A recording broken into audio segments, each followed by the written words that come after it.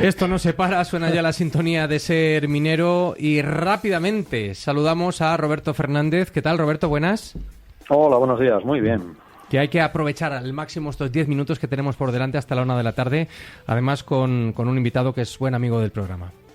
Pues sí, con un invitado que está ahí contigo, que es Javier Revilla, que es profesor de la Universidad de León. Él es investigador, experto en muchas materias. Se me viene a la mente, pues no lo sé, el tema de los molinos, las estructuras bélicas de la Guerra Civil, los ferrocarriles en León o la propia historia de la ferrería de San Blas. Y a Javier le hemos invitado para hablar de un tren minero, que es el ferrocarril del Torío. Uh-huh. Javi, bienvenido, ¿qué tal? ¿Cómo estás? Pues aquí encantado de volver a este estudio. Uh-huh. Bueno, para hablar de un tren, pues menos conocido, ¿no?, que el mítico tren Ullero, pero con el que guardaba relación, ¿no?, este ferrocarril sí. del Torío.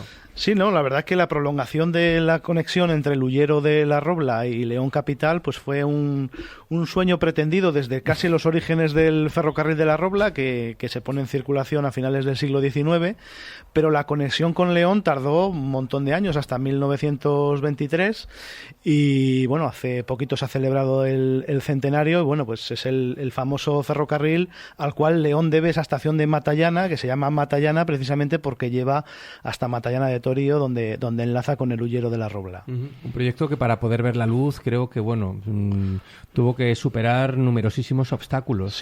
Sí. Para que digamos que hoy las obras se complican, se ralentizan, la verdad que yo tengo contabilizados como 4 proyectos, 3 concesionarios, la verdad que fue una sucesión de problemas, no tanto por la dificultad, porque realmente el Valle del Torío es bastante llano, no hay que hacer prácticamente no hay que hacer ningún túnel, ningún gran viaducto, ningún elemento de obra de ingeniería importante. El problema que tuvo esa línea fue precisamente la estación de León. ¿Dónde ubicar la estación de León? Quizás sea una sorpresa que la estación de León de vía métrica, de ancho métrico, que es como es este ferrocarril, iba justo al lado de la de ancho normal, al otro lado del río Bernesga, con lo cual tenía que cruzar toda la ciudad, que bueno, en ese momento se estaba desarrollando el ensanche y demás, tenía que cruzar el propio río, se planteó incluso por el propio puente de San Marcos o hacer otro puente nuevo. Bueno, en esas disquisiciones y con todo el desarrollo, pues ahí es cuando encalló el proyecto y bueno, pues se retrasó muchas décadas hasta que finalmente en 1921 lo rescata una nueva compañía con una relación minera bastante importante con el ferrocarril de la Robla y por ahí enlazamos con estos ferrocarriles mineros, claro. Roberto. Y este fue un ferrocarril, el tren de la Robla, ¿no?, que inició la Robla de Balmaseda. Como pasa ahora, los proyectos de León, como dices tú, tardaron casi 3 décadas, ¿no?, pero la conexión a Bilbao fue bastante rápida, ¿no? Sí. Y por otro lado, ¿cuál fue la necesidad de unir Matallana con León? ¿Por qué no se hizo en un origen y por qué surgió luego esa necesidad? Bueno, pues precisamente es que el ferrocarril de la Robla unía la Robla con Balmaseda en Vizcaya, el primer pueblo del País Vasco, por así decirlo, entrando desde Burgos, ¿no? Pero no se prolongaba precisamente ni por ese extremo hasta Bilbao, ni por el otro extremo de la Robla hasta León.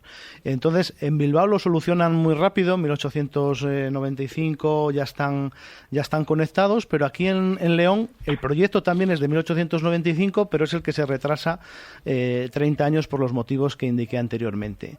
Y realmente buscaban, podríamos pensar el transporte de viajeros entre las dos capitales, León y Bilbao, pero realmente era un ferrocarril muy pensado para el transporte de mercancías y sobre todo de carbón, de la hulla hacia el País Vasco, hacia las industrias vascas, pero también interesaba mucho el mercado de León ciudad como mercado para la venta también del carbón, para sus industrias y para el consumo de la gente en sus calefacciones, ¿no? La estación del ferrocarril métrico de León reservaba una zona expresa para el almacenamiento y la posterior distribución del carbón, con lo cual por eso participan tanto empresarios del carbón que tenían las minas y eran los interesados en desplazarlo hacia León, como esas otras compañías ferroviarias que se habían ya creado previamente al calor de esta explotación. ¿Y hay algún nombre así particular importante que nos pueda sonar, o por lo menos que tuviera relevancia principal en este proyecto? Pues en origen hay varios nombres, pero a mí me gustaría destacar, ya que tenemos poco tiempo, con el que definitivamente consigue sacar adelante las obras, ¿no?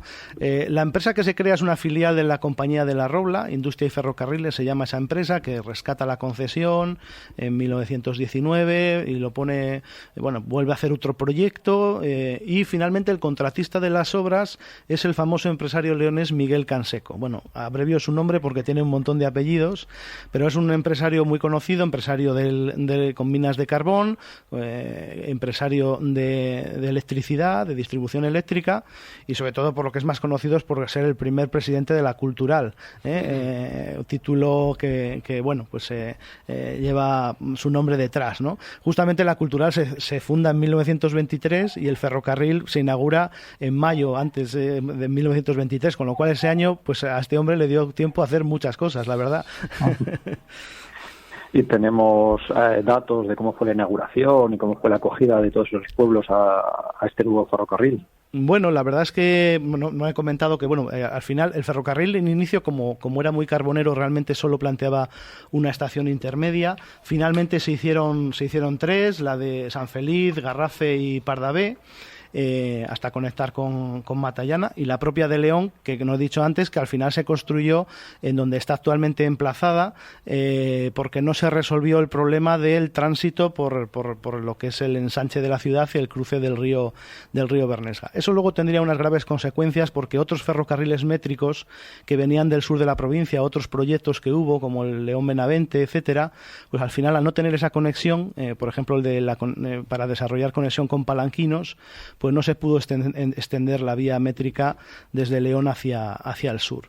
Pero bueno, la inauguración en 1923, el 30 de mayo, la verdad que fue bastante multitudinaria, a pesar de que no vino el rey, que era muy dado a estas inauguraciones de ferrocarriles, no pudo venir, pero sí que se inaugura con toda la pompa de la época, con grandes también banquetes y pues se desplaza un ferrocarril hacia Matallana y luego por la tarde hacen allí también un acto, bendición del obispo, todo el protocolo habitual y luego vuelven. Como curiosidad, no dio tiempo a tener las locomotoras que había comprado esta empresa para la línea y se tuvieron que emplear las pequeñas belgas, una pequeña belga que ya tenía el ferrocarril de la Robla desde finales del siglo XIX.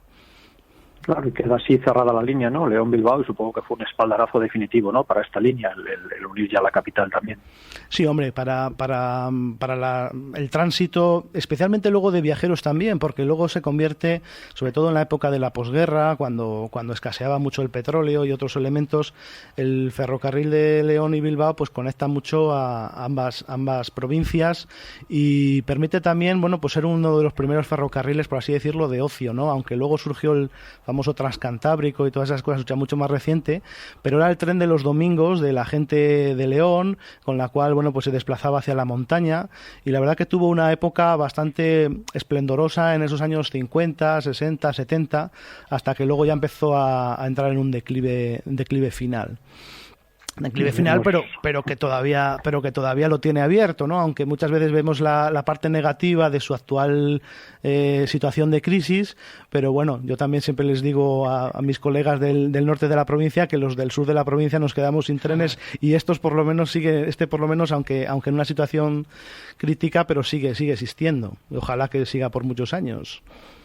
Bueno, entonces, Roberto, vais a tener a Javier, ¿no? Próximamente. Sí, estará Javier este sábado a las 6 de la tarde en el museo, pues ampliando esta investigación, que además muy novedosa, que ha hecho de este ferrocarril del Torío, que vino a completar el tren de la Robla y que, como siempre, Javier pues lo tiene estudiado, y los que quieran, todos amantes del ferrocarril y de la historia en general, pues les esperamos el sábado a las 6. Muy bien, Javier Revilla, nos hace muy felices siempre verte por aquí en el estudio, que te vaya muy bien y muy agradecidos. Lo mismo digo, muchas gracias. Un fuerte abrazo, Roberto. Hasta el próximo lunes. A punto de llegar a la 1 de la tarde, boletín de noticias y luego la segunda hora de programa.